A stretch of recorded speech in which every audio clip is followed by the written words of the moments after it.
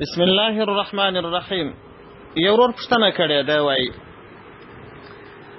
زما مځکه یو چا غصب کړې ده په زور، هېڅ شی هم نه مني، بیا دا سړی زما څه ووژل سو، نو اوس زه به قاتل ګڼل کېږم او که به نه ګڼل کېږم؟ د دغه ورور د پوښتنې په جواب کې باید ووایم چې د پیسو په مقابل کې د انسان قتل نه دی روا. که چیرې د مخ د مځکې ټول سره زر ونیسي او یو سړی ستاسو غلا کړي، یو سړی یې په ظلم د څخه واخلي، نو بیا هم د دې انسان وژل نه دی روا. ته پوهېږې چې د انسان قیمت څومره قدر دی؟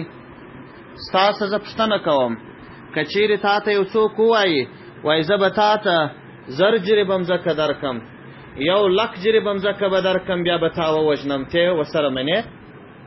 دا د انسان ژوند، د انسان روح، د انسان نفس، دا تر هر څومره مځکې لوړې دي. که تا پر 100 جریبه سړی وژلی هم قاتل یې، ظالم یې، د قیامت په ورځ به دې الله دوزخ ته اچي. که دې پر 1,00,000 جریبه وژلی هم به دې الله دوزخ ته اچي. پیغمبر صلی الله علیه وسلم فرمایي: لو ان اهل السماء والارض اشتركوا في دم مؤمن لاكبهم الله في النار. وای کچیرې د اسمان او د مځکې ټول اوسېدونکي په ګردو باندې یو سړی ووژني، لا به دا ټول الله دوزخ ته واچي. د یوه انسان قتل دومره غټه خبره ده. او پیغمبر صلی الله علیه وسلم فرمایي: وای لزوال الدنیا اهون علی الله من قتل مؤمن بغیر حق. وای الله عز وجل ته دا ډیره اسانه ده چې دا ټول دنیا دا له منځه ولاړه سي. په ټوله دنیا کې خو نو د دنیا سترې بنګلې او ماڼۍ د یورپ او د امریکا ماڼۍ هم داخلي دي، شرق و غرب و امریکا و اروپا و اسیا و افریقا ټول پکښې داخل دي. وایي که دا ټوله نړۍ ونړېږي، الله ته دا ډېره ده، مګر نه دا چې یو سړی ناحقه قتل سي. نو ته پرې څو جریبه مځکه باندې څنګه انسان وژنې؟ الله به سزا درکوي.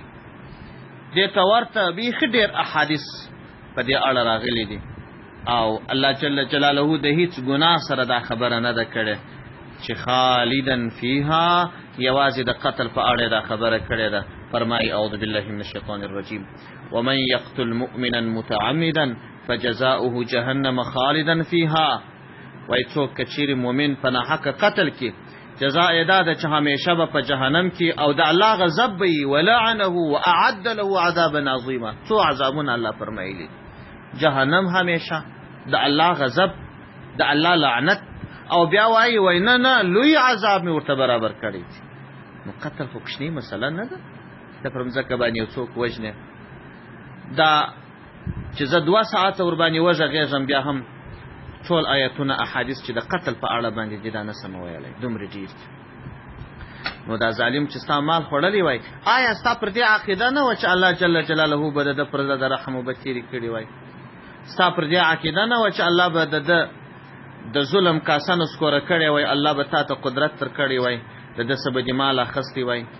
ستا پر دې عقیده نه وه چې الله عز وجل د دې بدله په دنیا کې هم در کړی وای او په آخرت کې هم؟ حاصل و خلاصه ده چې لویه ګناه ده او توبه ورباندې کښل د حل لارې پیدا کول پکار دي. والسلام علیکم ورحمة الله وبرکاته.